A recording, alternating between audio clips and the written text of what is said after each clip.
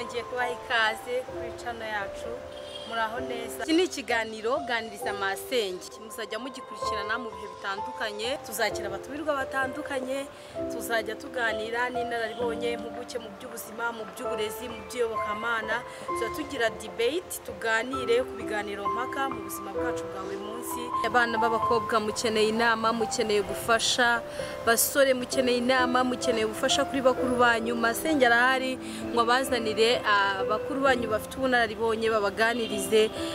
Tuzaganira ku bintu byinshi bitandukanye. Uri umusore, uri umushomeri, ese ukwiriye kuba usengute, ukwiriye kuba wihangana ute? Hari ababinyuzemo babasha kurwana intambara nziza kandi baranesha.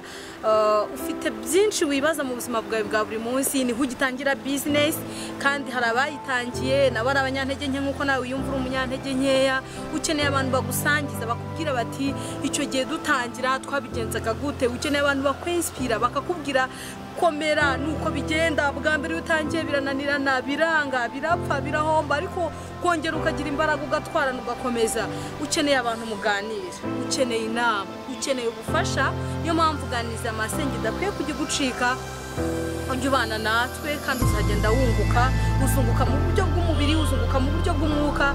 Ndumva hari byinshi Imana iduteganyiriza kandi bizatugirira umumaro, bikaduhesha umugisha mu buzima bwacu bwa buri munsi. Tuzajya tuganira kandi n'abubatsi ingo n'abatarazubaka, tuzajya tuganira n'abantu batandukanye badusangiza ubunararibonye, kuzaguhesha umugisha, bishobora kuzakugirira umumaro.